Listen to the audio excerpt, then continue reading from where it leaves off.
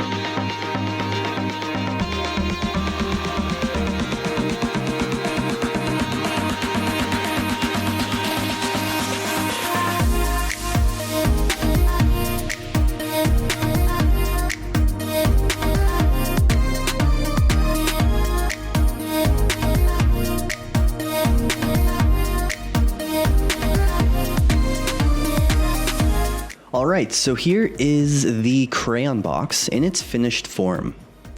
And of course, it does look a little bit different. And what I decided to do, well, there's a few things I decided to do. I just, for some reason, thought it'd be more fun to lay them out on the ground and kind of have, I had this reference photo that I was looking at on the side, and it showed some kind of like some crayons hanging out the top. And I thought that would just look cool. It's something a bit different. And then we can also just close it up to do some more renders with a closed box. So I just took my box, rotated it 90 degrees, laid it down across my grid here so it's on the floor. And I just took out some crayons and just laid them out. I also just moved some around just so they're kind of shuffled. It was tough to decide how I wanted them to look, but I knew they fit kind of tight in the box, so I didn't want to rotate them too much. But I just wanted to give it a bit more shape, and I thought it'd be more fun to kind of look like it was, you know, laying on the ground. And you took out some crayons to draw on some stuff. I don't know. But all I did here as well was I took some of these faces. So I would highlight some, press B on my keyboard for the soft select brush. And then I can just rotate it by holding B. I can click and drag to decide how much, basically how many polys it was affecting. And then I just like kind of slightly rotated it, or I just went a little bit lower to the edge here and changed the pivot. So I was rotating from this point, and I'll just open up my lid, my box a bit, just to give it a bit more shape so it wasn't looking so stiff. And I also rotated it, as you can see, very slightly in some corners, just to give it a bit more shape. And this one was kind of tilted a bit down, like it was closed. Nothing is ever too perfect and stiff, so I wanted it to hopefully look a bit more realistic by just bending some of these shapes. And I also went ahead and took the edges or polys on the very tip and doing the exact same thing, but scaling it. I kind of made it nice and flat. That way it looked like you kind of drew on with this one a bit. And same with this one, just on the corner, so it wasn't perfectly flat like all the other ones. Just subtle details can make quite a big difference, at least in my opinion, so I just decided to add a few of those to some of the crayons. But other than that, everything is the exact same. The shape is the exact same. Of course, just duplicated one over a bunch of times. And let's open up my UV editor and I'll show you what I did. So I decided to go with two textures, one for the box itself and one for all of the crayons. And I probably could have done the crayons a bit differently. Looking back, I know I don't do a lot of decals on this channel, but this would have been a great model for that. I could add one decal for the crayon logo, and that way I didn't have to duplicate them so many times, but I'll show you in a second. So with the box, as you can see, I gave priority to the larger ones. So all the shells that are on the very outside, like all of these ones here, I highlighted those shells first and then laid them out. And then I kind of shrunk down all the other shells that are less important, all the inside ones, since they weren't going to have too much detail on them. I wanted more resolution on the outside. And to be honest with you, I probably could have enlarged these a little bit more if I wanted to get a bit more out of that texture, since I was planning to stamp on the logo from the box. So I just wanted to make sure I had enough resolution. And of course, making these shells nice and straight was very important, because I wanted just to simply stamp on that graphic. And if they were on an angle, it would have made it a lot more challenging for myself. And if they're nice and straight, you can also pack them in a lot tighter together. So that was just one important thing I wanted to do with the box. As you can see, how it's laid out. And then the other one was all the crayons. Now I probably could have done this a lot. I feel like I could have done this differently to be more efficient with these UVs, but it turned out pretty good. To be honest with you, I simply just laid them out in the automatic layout. I knew there wasn't going to be any repeating colors, unfortunately, on these, since they're a pack of, I believe, 24 crayons.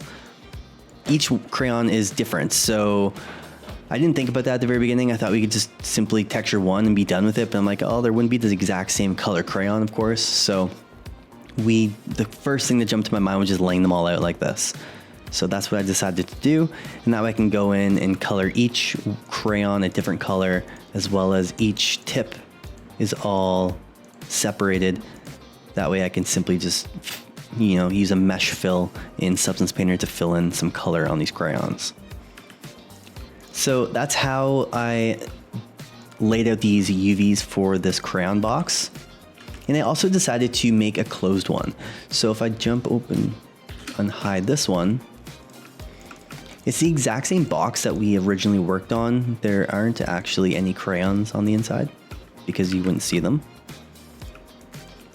But all I did for that was just like how we bent the other box. I just selected all of the, so here, let me show you really quickly. If I just duplicate this box and rotate it, I more or less just took, I did this fairly quickly too. I didn't really spend too much time. So if you look really closely, I'm sure there's some edges and corners that aren't bent properly, but I would highlight all of these, change the pivot point by pressing D to a lower spot, and then I just rotate this in, and then probably push it forward a tiny bit. And as you can see, I just played around with these a little bit more. You can actually use the soft select brush to probably get a better result. So just very subtly soft select it to bend a little smoother, and then you can just like bring it in and hide it. And it didn't matter too much. The more important one was this top one because it'd be covering these two flaps on the side. So did the exact same process with this one. More or less, just, you know, take your time selecting those faces. I'm seeing it very quickly for you. Something like this. As you can see, this side's a little bit better because how I selected my edges.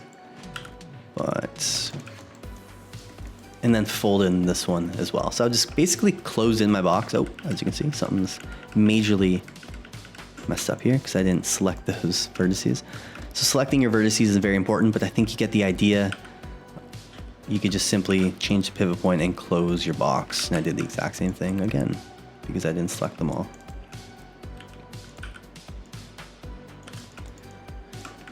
So I did that really quickly to basically get to a point that I was happy with. So I just played around with the corners. As you can see, if you look really closely, it's not that nice.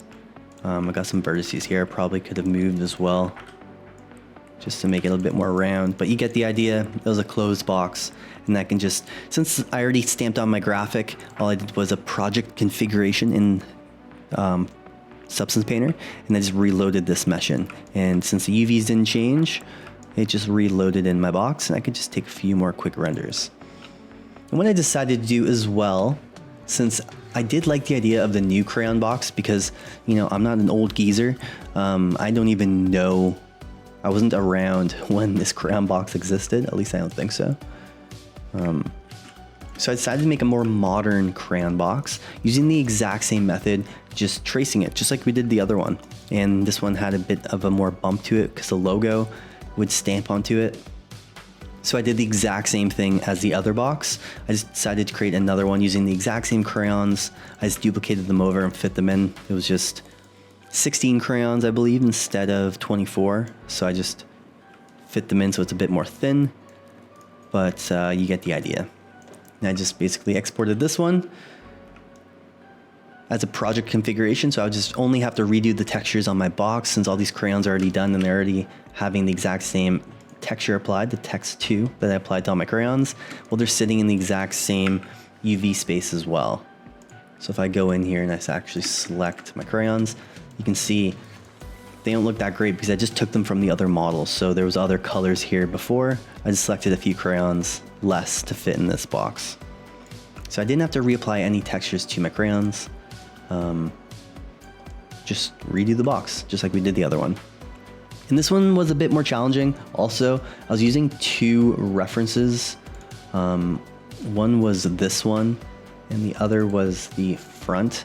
And they actually are different colors. I didn't have a side color as well, so I had this one on the side that I was thinking of using as well, but it was more like, it didn't look as realistic, you know, with the logos and stuff. So I decided to just play around with colors a bit in Photoshop to try to match those two images. That way I can just spend a bit less time trying to match the side color and the back and all that. Anyways, a little bit tedious, but we did 3 different crayon boxes. I'm not sure. I think I like the old one. Something about the old graphic just looks cooler. But maybe it's just because I like that antique look. Anyways, that's how I prepared my crayons. So all I have to do is take my model, export it. We can jump over to Substance Painter and we can start our texturing process. And don't forget, if you want to see this full video in real time, which includes the full UV mapping process, you can find it in the Patreon video, which will be uploaded to my Patreon page. You can find a link to it in the description below. All right, so now jumping over to Substance Painter, we can go ahead and load in our FBX file from Maya. And like I just said, there's a few different models we're gonna work with. Of course, we're gonna just texture that first model, the one laying down with the crayons, and then we can move on to the other ones really quickly. But the most important thing for this was finding an alpha that I can use for my crayon texture. We had an image of our crayon box we were using as a reference. We can simply just stamp that directly onto the box, and that's what we're gonna do first. But for all the crayons, I'm just gonna create an alpha that, well, first I found one on Google Images, and it wasn't the best, so I actually decided to jump into Photoshop to make it a bit smaller, just to make the gap between the lines a bit wider. That way I can have one image I can really quickly just stamp onto each crayon. Now, of course, I could use something like a decal. That way I can just make one decal and reuse it on all my crayons, but we're just gonna stamp it directly onto the mesh. So I created this alpha, and then all I had to do was change the color on each individual crayon. And the textures were very straightforward. Like I said, we already had the box, and I didn't want to spend too much time adding extra dirt and grunge, so I only added a few extra fill layers with smart masks to make add a bit of scratches on some of the edges. But other than that, we're gonna just rely on the image itself. Since it was a pretty cool looking image, we can just get away with just stamping it directly onto our box. So there's not too much to explain here. Let's go ahead and start texturing this asset. Don't forget, you can find the full texturing process in the real-time video, which will be uploaded to my Patreon page. And I'm gonna link that in the description below. And I'm also gonna upload this reference. So if you want access to the alpha that I use for my crayon, or you wanna use the exact same reference photo, all of that will be available on my Patreon page. All right, let's start texturing some crayons.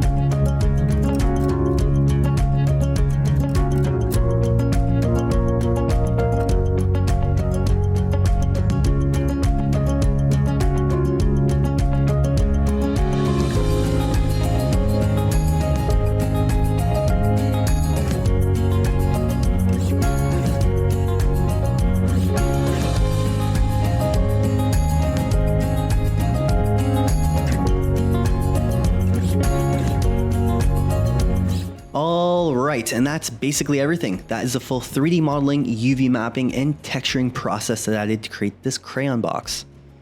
Or crayon boxes, I guess, since we created two. But I hope you find this video helpful. If you like these types of videos, please consider subscribing to the channel to help support this page. And hit a like if you like this video and you want to see more random 3D models. And don't forget, you can find this full video in real time, the full process. It will be available on my Patreon page, as well as all the working files. So if you want to see the Substance Painter file or get access to the 3D model, all of it will be available on there. And it's also the best way to help support this page. So if you like these videos and you want to see more, please consider checking it out. All right, let me know in the comments what you thought about this week's video, and I will catch you all in the next one.